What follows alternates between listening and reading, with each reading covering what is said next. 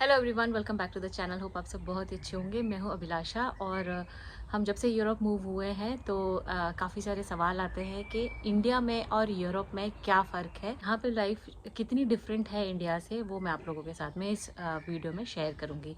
इन सारे पॉइंट्स के अलावा अगर आप ऑलरेडी यहाँ रह रहे हैं और अगर आपको कुछ पता हो तो प्लीज़ कमेंट सेक्शन में वो ज़रूर ड्रॉप करिए। Before we start the video, एक छोटा सा इंट्रोडक्शन। हम रहते हैं आइंदोवन शहर में, जो है एम्स्टरडेम से अराउंड 125 किलोमीटर की दूरी पर। और हाँ, ये वीडियो थोड़ा सा लंबा है क्योंकि इसमें बहुत सारी इन्फॉर्मेशन है, तो प्लीज़ वीडियो को पेशेंटली देखिए। और कुछ भी रिलेटिव लगे अगर वीडियो में तो प्लीज़ एक कमेंट ज़रूर ड्रॉप करिए कमेंट सेक्शन में। So let's start.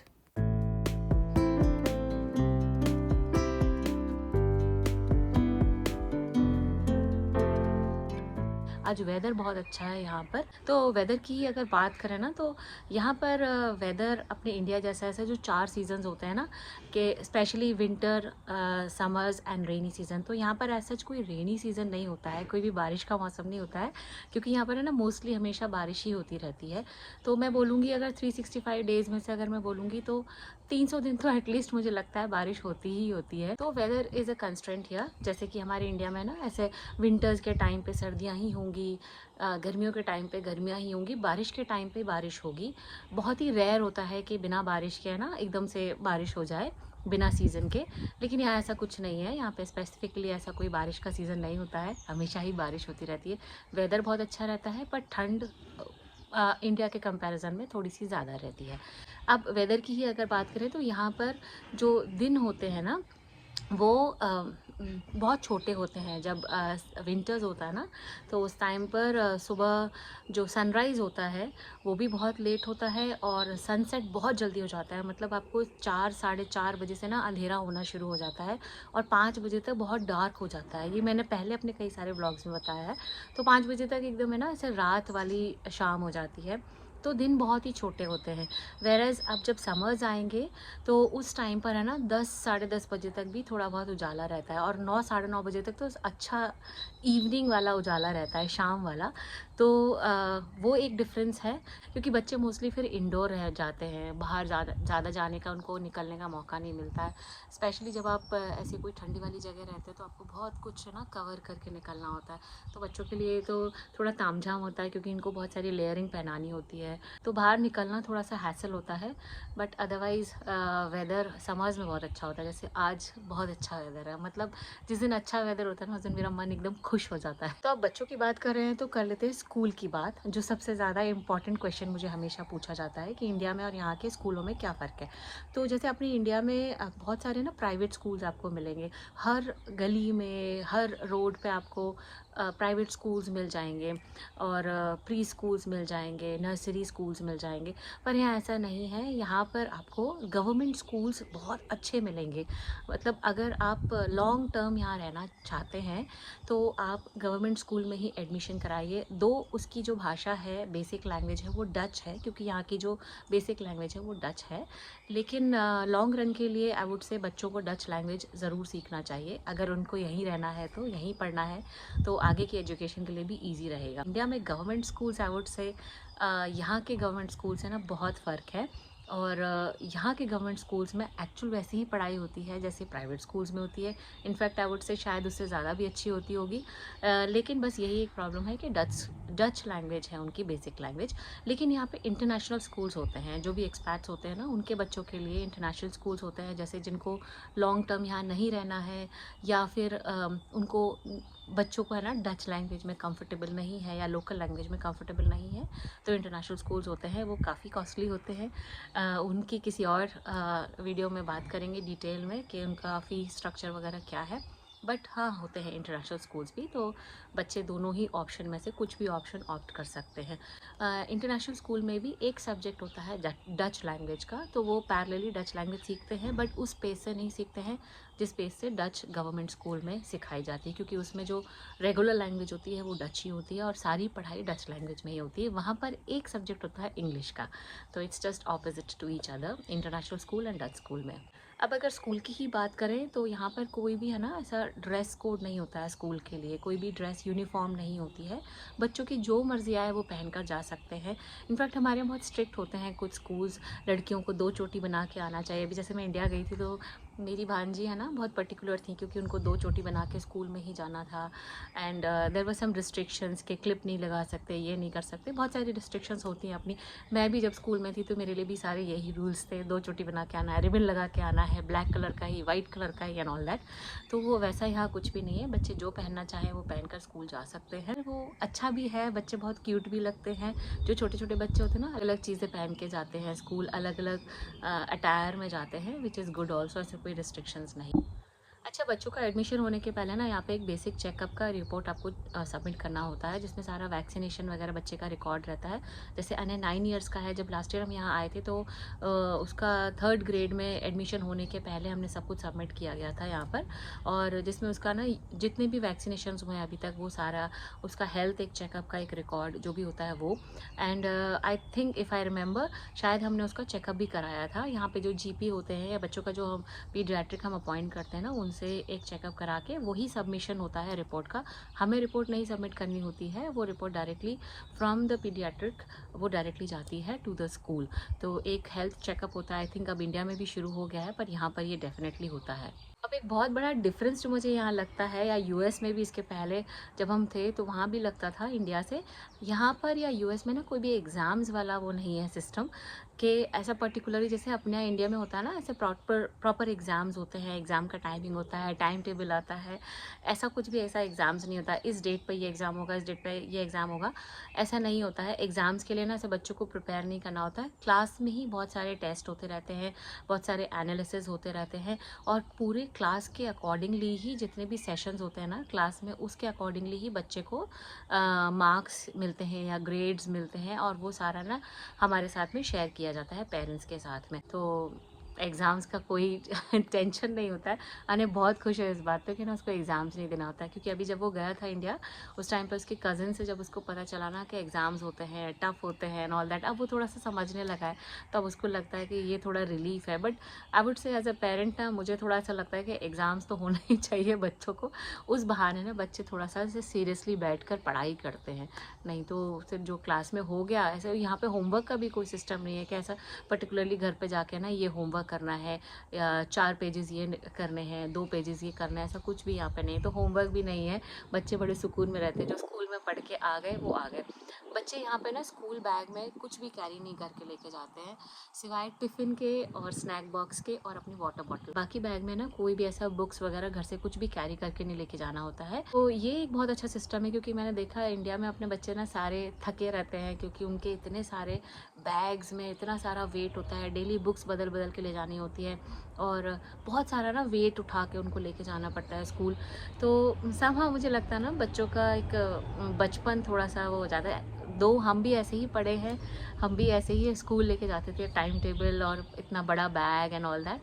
लेकिन फिर भी यहाँ पर थोड़ा सा ना बच्चों को को करिकुलर एक्टिविटीज़ में, या फिर खुद से वो कितना नॉलेजेबल बन सकता है, बच्चा कितना एक्टिव बन सकता है, उन सब चीज़ों पे ज़्यादा फोकस करते हैं। बुक स्टडीज़ थोड़ी सी कम होती हैं, और जो भी बुक्स होती है ना वो सब स्कूल में ही होती हैं। हमें पेरेंट्स को कुछ भी ऐसा ख़रीदना नहीं पड़ता है कि बुक्स का सिलेबस मिल गया अब आपको जाकर बुक्स खरीदनी पड़ेंगी, ऐसा कुछ भी यहाँ नहीं होता है। कोई नोटबुक्स का सिस्टम नहीं है, जो भी शीट्स मिलती हैं वो सब स्कूल में ही मिलती हैं। और कुछ शीट्स का होमवर्क स्टार्टिंग में आता है, जब तक बच्चा एक बैलेंस पे नहीं आ जाता। सपोज़ जैसे अने यहाँ पे लास्ट ईयर जब आया था, तो यूएस में उसकी पढ़ाई कुछ और लेवल पे चल रही थी, यहाँ आके थोड़ा सा कोर्स थोड़ा सा डीप था, डिटेल में था। तो फिर टीचर ने ना स्टार्टिंग में जो जो भी इसको सिखाया था बैलेंस करने के लिए क्लास के लिए, तो वो सब की शीट्स उसको यहाँ पर होमवर्क के लिए भी मिलती थी। प्रैक्टिस शीट्स बोलते हैं उनको, होमवर्क शीट्स नहीं बोलते हैं। तो ऐसा सच होमवर्क भी नहीं होता है यहाँ के स्कूल्स में, और बैग्स में से टाइम टेबल लेकर बुक्स भी नहीं ले जानी होती, बुक्स का कोई सिस्टम नहीं होता है, जो भी पढ़ाई होती है स्कूल में ही होती है। अब बात करते हैं स्टोर्स की। तो यहाँ पर किसी भी स्टोर में ना एमआरपी का सिस्टम नहीं होता। जैसे अपने इंडिया में कोई चीज़ 100 रुपये की है तो आपको पर्टिकुलरली वो पर्टिकुलर ब्रांड, सपोज एक एग्जांपल बता रही हूँ आपको, जैसे पैराशूट का ऑयल, वो अगर ब्रांड का होगा तो वो आपको सेम ही प्राइस का ऑलमोस्ट सब जगह मिलेगा, क्योंकि वो एमआरपी का कॉन्सेप्ट है हमारे इंडिया में। लेकिन यहाँ एमआरपी का कोई कॉन्सेप्ट नहीं है। तो एक चीज़ की अगर बात करूँ, क्योंकि यहाँ की चीज़ बहुत फेमस है, तो कोई भी एक चीज़ पर्टिकुलरली उसी ब्रांड का उतने ही ग्राम्स ब्रांड्स का वो चीज़ हो सकता है आपको एक स्टोर में थोड़ा सा ज़्यादा प्राइस का मिले और दूसरे स्टोर में थोड़ा कम प्राइस का मिले, या तीसरे स्टोर में और ही कम प्राइस का मिले। तो यहाँ पे क्योंकि एमआरपी का सिस्टम नहीं है, तो स्टोर्स अपने हिसाब से डिसाइड करते हैं कि उनको किस चीज़ का प्राइस कितना रखना है। तो अगर आप पैकेट के पीछे देखेंगे तो आपको कभी भी एमआरपी नहीं दिखेगा, कॉस्ट नहीं दिखेगा उसका, लेकिन हाँ, हर चीज़ के नीचे है ना, वहाँ पर एक स्टिकर जैसा लगा रहता है, जो एवरी मॉर्निंग या मे बी वीकली वो लोग अपडेट करते होंगे, तो उसके हिसाब से आपको प्राइस पता चल जाता है उस प्रोडक्ट का। Same is with Indian stores. तो इंडियन स्टोर्स में भी यहाँ पे ना प्राइस फ्लक्चुएट होते रहते हैं। सपोज़ एक एग्जांपल बताती हूँ, जैसे आटा का प्राइस बताती हूँ। आटा का प्राइस सपोज़ इस वीक अगर मान लीजिए 20 to 23 यूरोज़ है 5 किलो आटा का, तो नेक्स्ट वीक हो सकता है वो 24 पहुँच जाए, या हो सकता है वो 20 हो जाए सेम ब्रांड का, तो वो भी डिफ़र करता रहता है। तो एमआरपी एज़ सच का कॉन्सेप्ट यहाँ पे नहीं होता है। दूसरी चीज़ ये है कि यहाँ पर है ना, आपको स्टोर्स में अंदर जाने के पहले कभी भी ऐसे ना सामान आपका सबमिट नहीं करना पड़ेगा। जैसे आप इंडिया में जैसे हम शॉपिंग करने के लिए जाते हैं, तो एक स्टोर से अगर हमने कुछ सामान लिया, अगर आप दूसरे स्टोर जा रहे हैं तो आपको वो वाला सामान रिसेप्शन के बाहर जो एरिया होता है वहाँ पे आपको सबमिट करना पड़ता है, और उसके बाद में आपको टोकन मिलता है, फिर आप अंदर एंटर कर सकते हैं, राइट। लेकिन आपको यहाँ पे ऐसा कुछ भी नहीं है। आप किसी भी स्टोर से सामान लेकर किसी और दूसरे स्टोर में जा सकते हैं, आपका कोई सामान चेक नहीं होगा, कोई भी आपको टोकन लेने की ज़रूरत नहीं पड़ेगी, कोई भी आपको सामान अपना सबमिट करने की ज़रूरत नहीं पड़ेगी। आप जैसे एंटर हुए हैं स्टोर में, वैसे ही आप अंदर जाकर शॉपिंग करके बाहर आ सकते हैं। अच्छा, एक और डिफरेंस है यहाँ पर कि अपने इंडिया जैसी शॉप्स नहीं है, वो थोड़ी सी प्रॉब्लम भी होती है। इनफैक्ट यूएस में भी बहुत प्रॉब्लम हुई है मुझे इनिशियली, क्योंकि मैं मुंबई में जहाँ रहती थी ना, हमारे जो सोसाइटी थी उसके जस्ट नीचे ही बहुत सारे शॉप्स थे, हर चीज़ के शॉप होते होते थे। तो इनिशियली जब हम मूव हुए थे यूएस 2017 में, तो बहुत प्रॉब्लम हुई थी। यानी बहुत छोटा था उस टाइम पे, 2 इयर्स का था, हर थोड़ी थोड़ी देर में ना कुछ उसको चाहिए होता था। तो यहाँ पे फिर क्या होता है ना कि वीकली प्लानिंग हो जाती है, जैसे वीकेंड पे एक साथ जाकर बहुत सारा सामान लेकर आ जाते हैं। जैसे पूरी वीक के लिए ना दूध लेकर आ जाते हैं, पूरी वीक के लिए दही लेकर आ जाते हैं। जो चीज़ें हमारे यहाँ डेली बेसिस पे आती हैं, जैसे दूध है, दही है, ये तो हमारे यहाँ डेली फ्रेश ही आता है, पर वैसा यहाँ नहीं है। यहाँ पर ना पूरा वीक के लिए आपको प्लान करके रखना पड़ता है, और सब्जियाँ भी उसी हिसाब से पूरे हफ्ते भर की एक साथ लोग लेकर आते हैं और अपने फ्रिज में स्टोर करते हैं। इसीलिए यहाँ के जो फ्रिज होते हैं ना, काफ़ी बड़े बड़े होते हैं, स्पेशियस होते हैं, और फ्रीज़र अलग से होता है। स्पेशली इन यूरोप फ्रीज़र अलग से होता है, और फ्रिज पूरा कम्प्लीटली फ्रिज होता है। ये एक माइनस पॉइंट भी है, क्योंकि अपनी इंडिया में ना वैसे लाइफ बहुत ईजी हो जाती है, कुछ भी चाहिए ना फटाफट से 10 रुपये का पास में से लेके आ गए। तो अगर मान लीजिए 10 की ही ज़रूरत है, 10 की चीज़ की ज़रूरत है, तो छोटे छोटे पैकिंग भी मिल जाते हैं जो यहाँ पर नहीं मिलते हैं। और यहाँ पर हर जगह हर चीज़ अवेलेबल नहीं होती है, कोई शॉप्स नहीं होती है। तो मेरे पापा जब आए थे तो उनके लिए थोड़ा सा नया था कि यहाँ पे कोई शॉप नहीं होती है। जैसे अपने यहाँ पान वाले की शॉप रहती है, चाय वाले की शॉप रहती है, कुछ भी ईटेबल्स की शॉप रहती है, स्ट्रीट साइड फूड की शॉप्स रहती है, वैसा यहाँ कुछ भी नहीं होता है। यहाँ पे आपको सिर्फ़ और सिर्फ जो भी मिलेगा सब कुछ स्टोर्स में ही मिलेगा। लिकर की भी यहाँ पे कोई स्पेशल शॉप्स नहीं होती हैं कि आपको लिकर इसी शॉप पे मिलेगा। Liquor is also available in all the stores. जिस भी स्टोर में आप जाएंगे वहाँ पे आपको एक लिकर का कॉर्नर ज़रूर मिलेगा। अब बात करते हैं एक बहुत ही इंपॉर्टेंट टॉपिक की, स्पेशली फॉर अस लेडीज़। यहाँ पे हाउस हेल्प नहीं होती है, यहाँ पे सारा काम खुद ही करना होता है। जैसे इंडिया में अभी हम गए थे ना, तो मैंने एक रील भी शेयर की थी इंस्टाग्राम पर। उसमें दीदी आई हैं सुबह और वो सब कुछ क्लीनिंग कर रही थी, और मुझे ना उनको देख के ही बड़ा अच्छा लग रहा था, क्योंकि यहाँ हर चीज़ आपको खुद ही करनी होती है। यहाँ पे हाउस हेल्प जो भी होती है ना, वो अफोर्डेबल नहीं होती हैं, और ऐसे जैसे अपने इंडिया में मिल जाती है ना आपको इजीली, वैसे यहाँ पे हाउस हेल्प नहीं मिलता है। इनफैक्ट हाउस हेल्प के अलावा भी, घर के काम के अलावा भी, जो भी अगर आपको काम करना है, सपोज़ आपके बैकयार्ड में कुछ प्रॉब्लम हुई है, अगर आपका बैकयार्ड है तो वो भी आपको खुद ही करना है। अगर आपका कुछ भी चलता हुआ फ़ैन ख़राब हो गया है, तो ऐसे कोई मैकेनिक वाली शॉप नहीं होती है, आपको खुद ही उसको ठीक करना होता है। क्योंकि यहाँ पर जो भी प्लम्बर्स हुए या फिर कोई भी मैकेनिक्स हुए ना, बहुत ज़्यादा एक्सपेंसिव हैं और बहुत ईजिली नहीं मिलते हैं। बहुत ज़्यादा उनके साथ में ना फॉलोअप करना होता है, अपॉइंटमेंट्स लेने पड़ते हैं, उसके बाद में ही वो अवेलेबल हो पाते हैं। तो बहुत हद तक सारे लोग हैं ना अपने काम खुद ही कर लेते हैं, बहुत सारी चीज़ें यूट्यूब से सीख कर लेते हैं, बहुत सारे इंस्ट्रक्शंस जो मैनुअल्स में रहते हैं उनसे पढ़ के कर लेते हैं, लेकिन खुद ही मैनेज कर लेते हैं सारी चीज़ें, क्योंकि अफोर्डेबल भी नहीं है और ईजिली अवेलेबल भी नहीं है। और स्पेशली हाउस हेल्प्स तो यहाँ होते ही नहीं है, तो सारा काम खुद ही करना होता है। बताती हूँ आपको एक बहुत ही इंपॉर्टेंट पॉइंट जो है, कि हमारा गार्बेज डिस्कार्ड करने का प्रोसेस होता है ना, उससे। तो गार्बेज के लिए ना यहाँ पे 4 कैन्स होते हैं, जैसे green, black, blue and yellow, I think, हर एक अलग अलग दिन का गार्बेज का पिकअप होता है। जैसे कि ट्यूसडेज़ को सिर्फ ड्राई वाला कचरा लेके जाते हैं, जैसे मिल्क कैन्स हुए या फिर कुछ भी जितनी भी डब्बे वाली चीज़ें आती हैं ना, जैसे पिज़्ज़ा का बॉक्स हुआ या कुछ भी ऐसे कार्डबोर्ड वाले या प्लास्टिक वाले जितने भी बॉक्सेस टाइप की चीज़ें होती हैं ना, वो एक अलग पॉलीथिन में आपको पैक करके रखना होता है। और वहाँ पर बाहर एक हैंगिंग के लिए एक यहाँ पे हुक्स होते हैं, तो उनमें आपको हैंग करना होता है। जो भी पॉलीथिन्स होती हैं ना, वो गवर्नमेंट की तरफ से ही आपको फ्री मिल जाती हैं। सारे स्टोर्स में आपको वाइट कलर की पॉलीथिन मिलती है, वो डाइपर्स के बैग्स के लिए होती है, आई मीन डाइपर्स के लिए होती है। और येलो कलर की जो पॉलीथिन होती है वो आपका जो भी है ना ड्राई वेस्ट होता है, जैसे कि बॉक्सेस वगैरह होते हैं या फिर जैसे मिल्क कैंस वगैरह होते हैं, तो इन सब के लिए होता है। तो वो पॉलीथिन आप जाकर यहाँ पर फ्री में लेकर आ सकते हैं, किसी भी स्टोर में आपको मिल जाएंगी। एट अ टाइम 2 आप रोल्स ला कर रख सकते हैं अपने घर पर, और फिर जब वो ख़त्म हो जाए तो जाकर फिर से स्टोर से रिफ़िल कर सकते हैं। तो आप किसी भी ट्रैश कैन में ना कोई भी कचरा नहीं फेंक सकते। जो ग्रीन वाला है दैट इज़ फॉर जो हमारे किचन का वेस्ट निकलता है उसके लिए, जैसे चाय पत्ती हुई या कोई भी छिलके निकलते हैं वो सब कुछ, या जो आपका बचा हुआ लेफ्ट ओवर फूड है वो सब कुछ के लिए ना एक ग्रीन बिन होता है, तो आप उसमें ही डालेंगे। उसका एक पर्टिकुलर दिन होता है, उसी दिन वो आएंगे और पिकअप करके ले जाते हैं। तो यहाँ पे साफ़ सफाई बहुत होती है, इस वजह से ना ग्रीनरी साफ़ सफाई बहुत है यहाँ। आपको ग्रीनरी तो जहाँ आप देखेंगे ना वहाँ आपको हरा दिखेगा, तो बहुत ही अच्छी ना आँखों के लिए बहुत अच्छा एक प्लेजेंट सा व्यू दिखता है सब जगह। तो ग्रीनरी यहाँ बहुत है, साफ़ सफाई बहुत है और शोर शराबा बिल्कुल नहीं। फिर एक बहुत ही प्लस पॉइंट मैं आपको बताऊंगी यहाँ का, जो है कि यहाँ के लोग हैं ना अपनी हेल्थ को बहुत प्रायोरिटी देते हैं, which is very good actually. तो यहाँ पे ओबेसिटी या ओबीस लोग आपको यहाँ नहीं दिखेंगे। Dutch people are very particular about their health, and वो अपने आप को है ना इतना मेंटेन रखते हैं ना, मुझे देखकर बहुत अच्छा लगता है।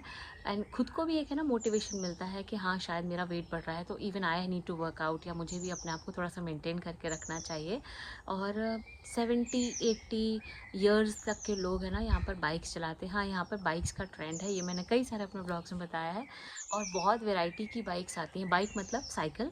तो आपको हर घर में अगर 4 लोग हैं तो 4 साइकिल मिलेंगी। कभी कभी किसी किसी घर में ना 4 से भी ज़्यादा साइकिल मिलेंगी, क्योंकि पर्टिकुलरली लोग अपनी है ना माउंटेन बाइक्स रखते हैं, कोई इलेक्ट्रिक बाइक्स भी रखते हैं और एक रेगुलर बाइक रखते हैं, जिससे वो डेली टू एंड फ्रो करते हैं अपने ऑफिस के लिए या जॉब के लिए।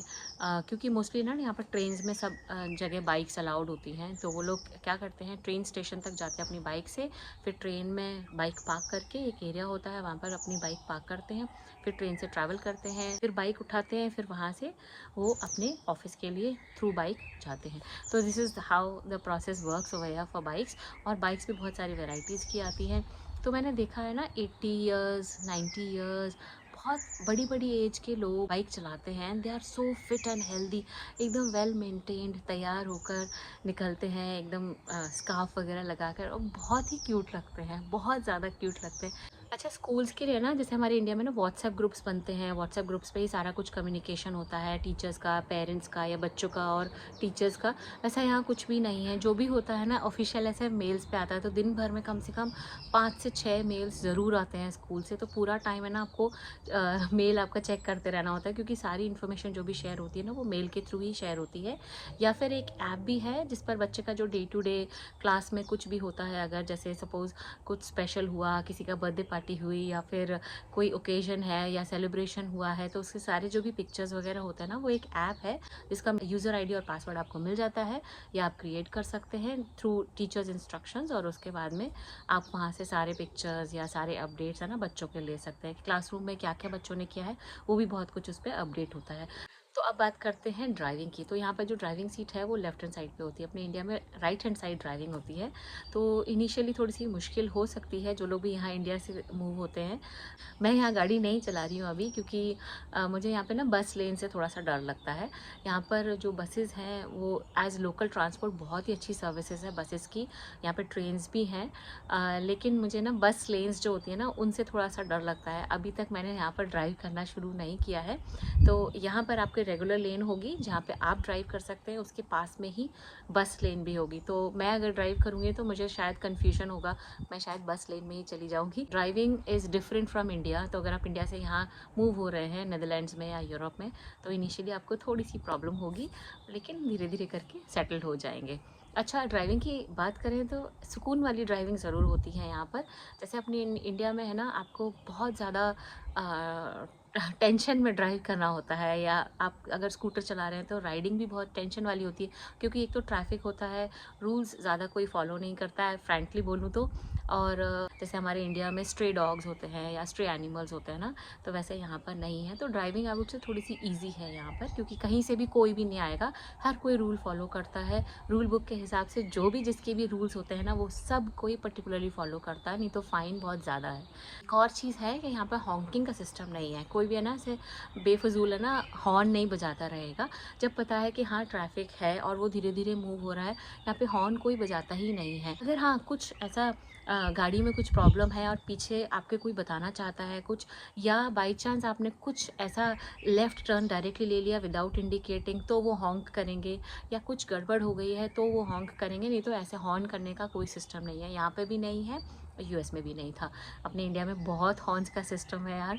अभी हम जब गए थे ना तो जयशु, क्योंकि यहाँ बहुत शांति रहती है और वहाँ जाके ना बहुत सारी आवाज़ें होती हैं, तो जयशु थोड़ी सी ना कॉन्शियस हो गई थी इनिशियली। 1-2 दिन तो बहुत रोई वो, जैसी बाहर से कुछ हॉर्न वाली आवाज़ आती थी ना तो बहुत रोई, लेकिन फिर वो धीरे धीरे सेटल हो गई। इनिशियली जब हम यूएस मूव हुए थे 2017 में, तो हम मुंबई में रहते थे उसके पहले। तो मुंबई में आप समझते ही होंगे कितना शोर शराबा होता है, गाड़ियों की आवाज़, हॉर्न्स, बहुत सारी आवाज़ें होती रहती हैं। लेकिन सडनली जब शांति में पहुंच गए ना कैलिफोर्निया में, वहाँ इतनी शांति के बहुत मुझे ना डल लगता था, डिप्रेसिंग लगता था कि कहीं से किसी की आवाज़ नहीं आ रही, कोई ज़्यादा दिख नहीं रहा है। लेकिन फिर वो धीरे धीरे हैबिट हो जाती है। तो अब यहाँ इतने साल रहते रहते अगर बहुत सारे शोर शराबा वाली जगह में पहुँचेंगे ना, तो फिर उससे प्रॉब्लम होती है।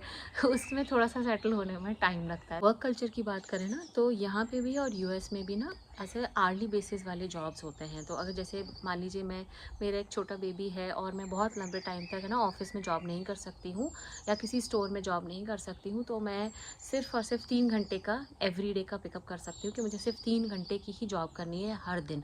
और हर दिन भी नहीं है, मतलब मंडे टू फ्राइडे भी नहीं आऊँगी मैं सिर्फ 3 दिन ही आऊँगी, even that is also okay. तो आपको आर्ली बेसिस पे भी यहाँ पर पेमेंट मिलता है।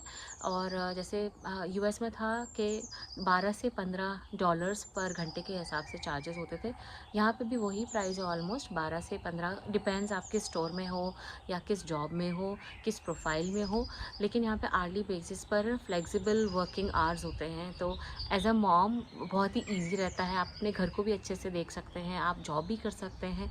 और ऐसा टेंशन वाला नहीं है कि अभी मुझे ना 9 बजे से लेकर 8 बजे तक रात के ना रुकना ही है ऑफिस में। आपका काम खत्म हो गया, अगर आपका सीनियर बैठा भी है तो नो प्रॉब्लम एट ऑल। आपका 9 to 5 का अगर जॉब है, you can just leave at 5, अगर until unless it is something very urgent. और आपका अगर काम खत्म हो गया तो आप ऑफिस से घर निकल सकते हैं। ऐसा नहीं है कि हमारा सीनियर बैठा है या इतने सारे लोग बैठे हैं तो मैं कैसे यहाँ से निकल जाऊँ, ऐसा कुछ भी नहीं है। और ऐसे ना विदाउट अपॉइंटमेंट कि आपको सडनली है ना प्लम्बिंग का काम कुछ आ गया और आपको अचानक से किसी को फ़ोन करके बुलाना है, तो वो भी नहीं आएंगे।